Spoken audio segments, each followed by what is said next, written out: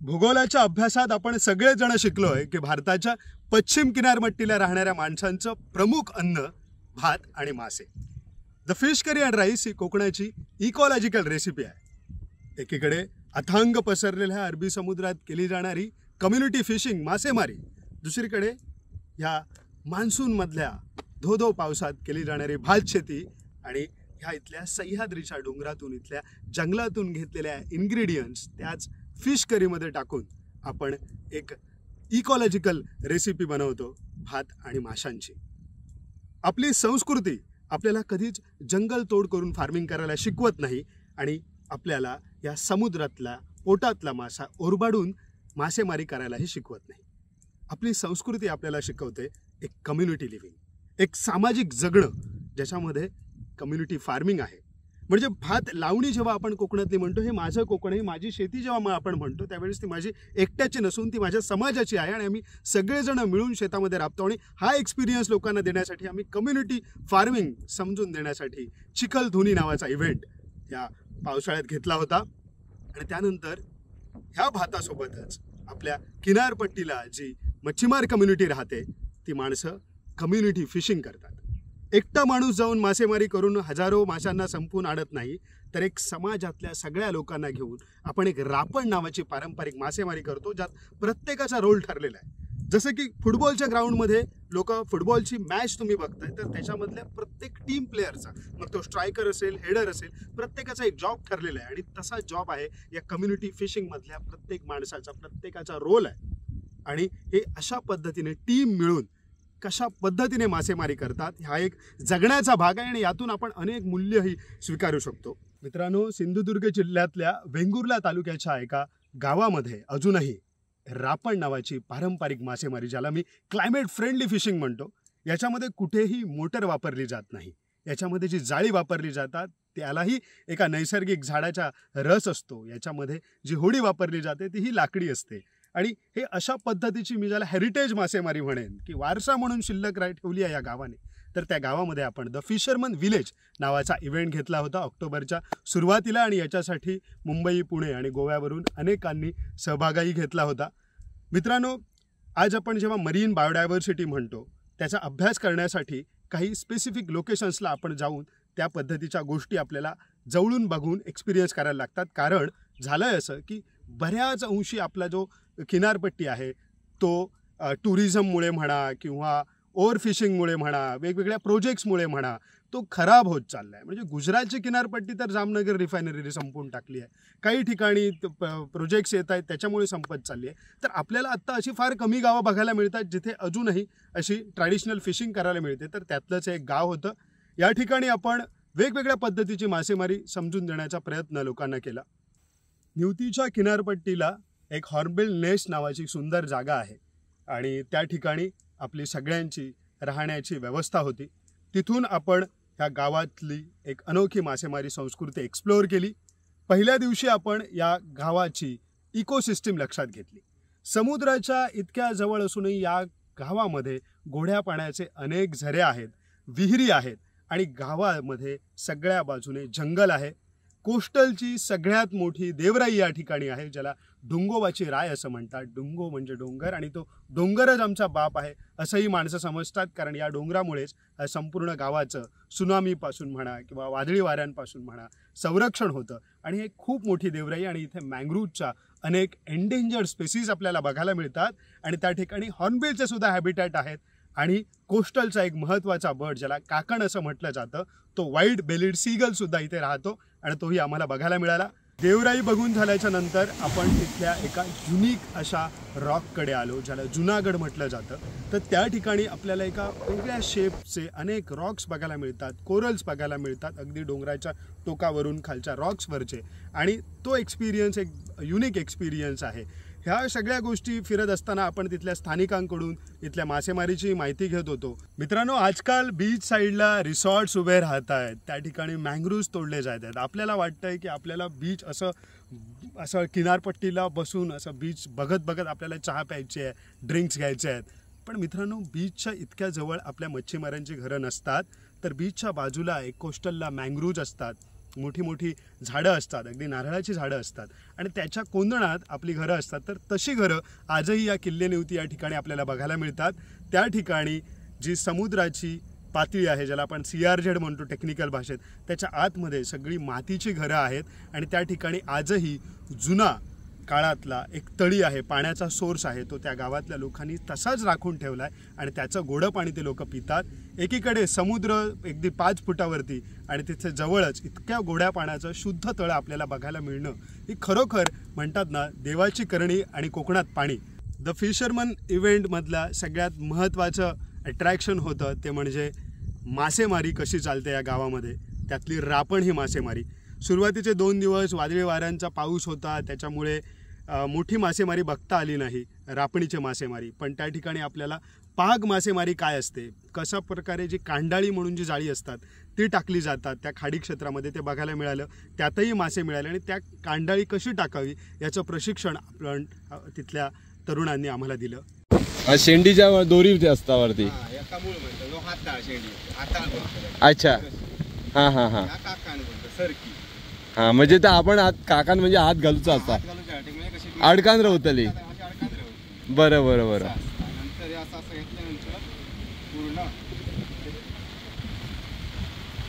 तीन भाग करू. हा अच्छा. आणि खाली काय लावलं आता? एका पोत म्हणतात. हा, आणि ह्या शिसा कशासाठी असतात शिसा? पण शेंडी खाली जाण्यासाठी. हा, खाली जाऊन जमिनी बरोबर घासाने. म्हणजे जेव्हा आपण शेंडी टाकतो गोल, ती जमिनी बरोबर घासून येतात, वर नाही उचलत नाही. ओके. 3 भाग. हा, एवढी हातात घेऊ हवी. याचे परत हे 3 बरोबर. हा, ज्या 3 भाग, एक खांद्यावर, एक मिडलला आणि एक हातात. एक मध्ये राहणार. हा, दाम दाम दाम. अच्छा, म्हणजे 3 भाग घालायचं आणि गोल टाकण्याचा प्रयत्न करायचा. फिरवून टाकायची, हात लांब नाही येऊ, हात लांब नाही जाणार पूर्ण असा. ओके. मच्छीमार हा एक कलाकारही आहे. इथल्या हादगे काकांनी एक सुंदर अशी तिथल्या किनारपट्टीच्या नारळाच्या झावळ्यांपासून बनवलेली एक सुंदर ही टोपी आहे. आत्ता ह्या ऑक्टोबर हिटमध्ये कामी येणार आहे आपल्या. तर अशा पद्धतीने आपल्याला जाळीही विणता येतात आणि ती जाळी जी आहेत ती कशी विणावी ह्याचं प्रशिक्षण हादगे काकांनी सगळ्यांना दाखवलं. तर खरं तर इथले मच्छीमार स्वतः अशी बाहेरून धागे घेऊन येऊन स्वतःची जाळी स्वतः विणतात. त्यात अनेक प्रकार आहेत. रापणीची जाळी वेगळी असते, नायलॉनची जाळी वेगळी आहेत आणि ह्या जाळ्या स्वतः विणून त्यांनी जी कांडाळी तयार केली होती त्याचं त्यांनी आपल्याला प्रशिक्षण पण दाखवलं, कशा पद्धतीने जाळी टाकली जाते. आमच्यापैकी काही जणांनी ती जाळी टाकूनही बघितली. ही काही लाईव्हलीहूड स्किल्स आहेत. आपल्याला ते शिकून आपण काही मासेमारी करायला येणार नाही आहोत, पण कदाचित ते शिकताना जे कॉन्सन्ट्रेशन आहे ते आपलं वाढतं. एक टीम वर्क आपल्याला बघायला मिळतं, त्यातल्या बारीक बारीक गोष्टी शिकता येतात आणि सगळ्यात महत्त्वाचं म्हणजे मच्छीमारांच्या त्या कलागुणांना आपल्याला वाव देता येतो आणि त्यांना चालना देता येते. ही पहिले एवढा म्हणजे छोटी घ्यायची, एक कमी अशी म्हणजे लहान घ्यायची, त्याच्यानंतर परत मोठी घ्यायची म्हणजे त्याच्या जरा 1-2 इंच जड, म्हणजे अशी वाढत वाढत वाढत त्याला घडण घालायची म्हणजे शिवायची. ती आता पुढे पुढे वाढत जाणार. परत ही अशी असतात ना, त्याच्यात एक असं असतं, एकाला हे मानलं तर सम्मा होणार. मग विषम द्यायला पाहिजे म्हणजे 2 घ्यायची, इकडची अशी 2 घ्यायची म्हणजे ती वाढत घेर त्याचा वाढत जातो, म्हणजे वाढणार परत तो. रुंदी आहे ना, हा रुंदी जास्त होती. आता इथे बघा ही कमी आहे ना इथे. आता इथे बघितलं तर तुम्हाला ती भरपूर वाटणार, केवढी आहे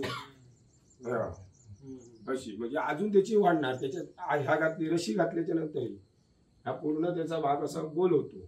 नायलॉनची दोरी आणून मग तुम्ही हे विणता? ही नायलॉनची नाही, ही साव्याची आहे. ही साव आहे. एकट्याने करायला पण भेटतं, 2 जण बसून करायला पण भेटतं. आम्ही आता घर बसल्या सवड आहे तोपर्यंत करून घेतो असं फावलेल्या टायमाला. आणि ह्याच्यामध्ये मग आपले साधारण कुठचे मासे मिळतात? हे म्हणजे काय या दर्यामध्ये समुद्रामध्ये जास्त आम्ही ती मारत नाही, आम्ही या नदीच मारतो. हा, एकटा माणूस या करू शकतो. ही अशी बनवायची, नंतर जाळी अशी भेटते त्याची. ही अशी जाळी एवढी लागते, पूर्ण लांब असते ती, कट करून आपल्याला. ही पण तशीच आहे, तेवढी कसं त्याला खाली म्हणजे जड म्हणून शिसा लावतो आम्ही. झाल्याच्या नंतर हे शिसा आहे ना ते असे जवळ जातात आणि ते आपण रशी खेचल्याच्या नंतर हे आतमध्ये ना ही खेचली जाते आणि हे सोडतो आम्ही हातात. हे इथे येऊन राहणार म्हणजे तिचा भोळ राहणार. याला पण वजन आहे ना इथे. हा ना हायच आहे म्हणजे याच्यातनं यायला पाहिजे म्हणून म्हणजे असा घोळ राहणार त्याच्यातला मासा जाणार ह्याच्यात मोठा पण मासा भेटू शकतो. मित्रांनो, मी म्हणालो की या मासेमारीमध्ये आपण कुठलीही मॉडर्न टेक्नॉलॉजी वापरत नाही, पण रुरल टेक्नॉलॉजी जी गावातल्यांनी निसर्गासोबत राहून ऑब्झर्वेशन्स आणि एक्सपिरियन्सेसमधून डेव्हलप केली आहे ती त्यांना कामी येते. आणि ही टेक्नॉलॉजी माझ्यामध्ये शाश्वत आहे, कारण त्यांच्याकडे त्या भागात त्या नेटिव्ह अमुक त्याच एरियामध्ये कशी पद्धतीची इकोसिस्टीम आहे त्याचा अभ्यास त्यांनी केलेला आहे. म्हणजे त्या वरच्या जुन्यागडाच्या सगळ्यात उंच टोकावरती जाऊन तिथली माणसं बघतात की किती लांब बांगडा आलाय, कुठली मासेमारी, आणि त्याच्यानंतर ते कुकारे घालतात. ही कुकारी ही कम्युनिकेशनचीच मेथड आहे रानातल्या लोकांची, आणि ते त्यांना बोलून आणतात आणि मग ते रापणी लावले जातात. तर तो एक असं न करता जर आपण याच्यात टेक्नॉलॉजी वापरली तर एकाच वेळी सगळा मासा संपेल. तर त्याच्यामुळे ह्युमनचे जे काही मी म्हणेल स्किल्स आहेत, त्याचे स्किल्स आहेत ते त्याने वापरून जी केलेली मासेमारी आहे ती अधिक काळ शाश्वत आहे आणि त्यात समुद्रातला मासा ओरबाडला जात नाही. तर ह्या सगळ्या गोष्टी आम्हाला इथले स्थानिक सांगत होते. राजन हा जो आमचा मित्र आहे त्या भागात राहतो, एक तरुण मुलगा आहे, त्याच्याकडून ही माहिती अगदी ओघवत्या शैलीत त्याच्या भाषेत तो आम्हाला सांगत होता. हे फक्त वळवते पुढे जातो पुढे मागे जातो पुढे मागे पुढे वळण्यासाठी वळण्यासाठी डाव मागे पण येतात. आणि ह्याच्यावरती खेचतो मासा. त्याच्याने खेचतो हा, ह्यानी खेचतो. आणि हे फिन जे आहेत ना वरती डायरेक्शन. तेवढी डायरेक्शन डॉल्फिन तर काय होती राखण जाईल आणि डॉल्फिन तर मच्छी भेटत कशी माहिती आहे. डॉल्फिन हा मोठं मासो त्याच्यामुळे छोट्या माशांना तो खातो. एक प्रकार आणि ते जे उडी मारतात जे पर्यटक ते बघू येतात ना उडी मारतात लक्षात ठेवा. तसा लिंग आणि सपूत लिंग आणि ती लिंग आता एकमेव जेवता होता तेव्हा बघतात ना ते म्हणजे तेव्हा प्रजनन त्यावेळी ते ना उडी मारू शकतात. नाहीतर डॉल्फिन उडी मारू शकणार ना. डॉल्फिन उडी मारतात आता तेव्हा ती उडी मारू शकतात. नाहीतर हे त्या तुमचा डॉल्फिन पापलेट हे मासे काय खातो सांगतो. तुम्ही आता बघू तुम्ही बघला असं भाऊ तिथं आता गम असतो समय बांगडो असतो बांगडो धरल त्याच्या पोप्या असा उकडला असतो ना त्या धुरळ असतात धुरळ गाल पडत ना एक टक्का ह्या असतात गोचिडी सारखे झुरळ म्हणतात धुरळ त्याच्या ना ह्या म्हणतात खाड म्हणतात. ती खाड जेव्हा त्यात येतात आपल्या किनाऱ्यावर तेव्हा ती खाड का म्हणतो ना ती येतात. किंवा ही लहान म्हणजे अंडी घालते आणि ह्यांची अंड्याची जेव्हा त्या पुनर्जीवित होता म्हणजे जेव्हा लहान म्हणजे पोरं बाहेर पडतो ती खाऊ बांगडो कारली म्हणा हे येते. फिशरमन विलेजमधून मासेमारांचं जगणं एक्सपिरियन्स करत असताना आपल्याला त्या जगण्यातली आव्हानंही बघता आली. कारण आपल्याला वाटतं की किनारपट्टीला गेलो वा काय सुंदर जगणं आहे, पण मित्रांनो इथे किनारपट्टीला सतत समुद्रामध्ये जे बदल होतात, आजकाल जे काही क्लायमेट चेंजचे इम्पॅक्ट होते त्याचा पहिला इम्पॅक्ट हा किनारपट्टीला होत असतो. गेले 3 दिवस त्या ठिकाणी वादळ चालू होतं, एक प्रकारचा लो प्रेशर बेल्ट तिथे तयार झाला होता, त्यामुळे कंटिन्युअस वारे वाहत होते आणि त्यावेळेस त्या लोकांची मासेमारी कम्प्लिटली बंद होती. एका ठिकाणी समुद्रात जाळी टाकली होती, त्यांचं नुकसान झालं होतं आणि अगदी चिंतेत होती ती सगळी माणसं. नुकताच गणपतीचा सण झाल्यामुळे 10-12 दिवस आधीच आपण घरी बसून होतो आणि त्याच्यानंतर जेव्हा आपली मासेमारी चालू होणार त्यावेळेस ह्या सगळे प्रसंग होते आणि लोकांनाही इथली एक्स्ट्रीम क्लायमेटिक कंडिशन्स बघता आले. तर हे सगळं काही क्षणात काही तासांमध्ये बदलूनही गेलं. संध्याकाळ झाली आणि मच्छीमारांना जसं त्यांना एक विजन आहे, त्यांना त्याची चाहूल लागली आणि त्यांनी लगेचच निर्णय घेतला की आता आपण जाळी टाकू शकतो आणि नंतर प्रवास चालू झाला रापण लावायचा.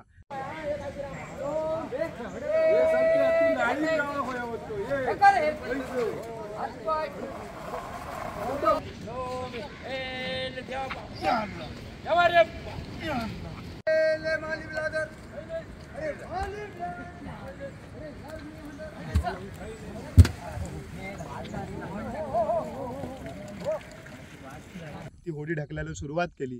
यावेळेस मात्र आमचे जे काही इथे गेस्ट होते, पर्यटक होते, त्यांनी सगळ्यांनी या ठिकाणी ही होडी ढकलायला मदत केली आणि आपण ती होडी ही खाडीच्या पलीकडे घेऊन गेलो किनारपट्टीवरती आणि नंतर समुद्रात ढकलली. पुन्हा एकदा रापण लागली. त्याच्यामध्ये जी रापणीची जी सांघिक वृत्ती आहे, कम्युनिटी फिशिंग आहे, ती आम्हा सगळ्यांना बघता आली रापणीला खूप काही मिळालं नाही. अगदी छोटे छोटे खवळी नावाचे मासे मिळाले, काही पेडवे मिळाले, पण ते सगळे पोटासाठी होते, कुठे विक्रीसाठी नाही.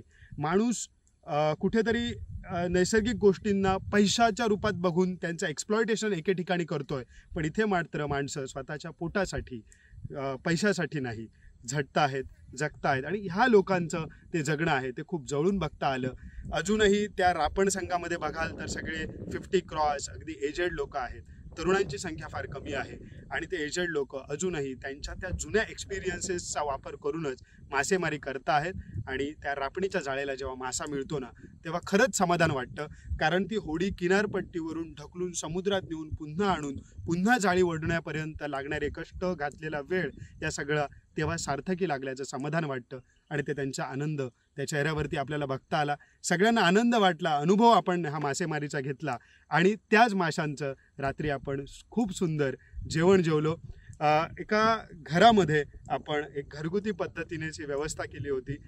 केळीच्या पानावरती, शेणाच्या जमिनीवरती बसून आपण ह्या मासेमारीच्या रापणीच्या चवीचा आस्वाद घेतला. कितीही महागड्या रेस्टॉरंटमध्ये तुम्ही मासा खाल्लात तरी रापणीच्या माशाची ती चव कधीच मिळणार नाही. तर याचं कारण असं आहे की खोल समुद्रातून केला जाणारा LED आणि ट्रॉलर्सने पकडलेला कमर्शियल मासा आपल्याला हॉटेल्समध्ये मिळत असतो. रापणीचा मासा तो बाहेर विकला जात नाही, कारण तेवढा मासा आपल्याला तिथे मिळतही नाही.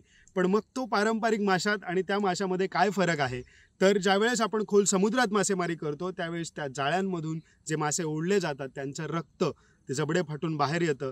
आणि या ठिकाणी मात्र मासे तुम्ही बघाल तर तडीला येतात, ते तसे मारले जात नाहीत आणि त्यांचं रक्त बाहेर येत नाही, त्यामुळे त्याची टेस्ट वेगळी राहते. असं आम्हाला या स्थानिकांकडून ही माहितीही मिळाली की रापणीचा मासा का चवीला वेगळा असतो आणि चांगला असतो.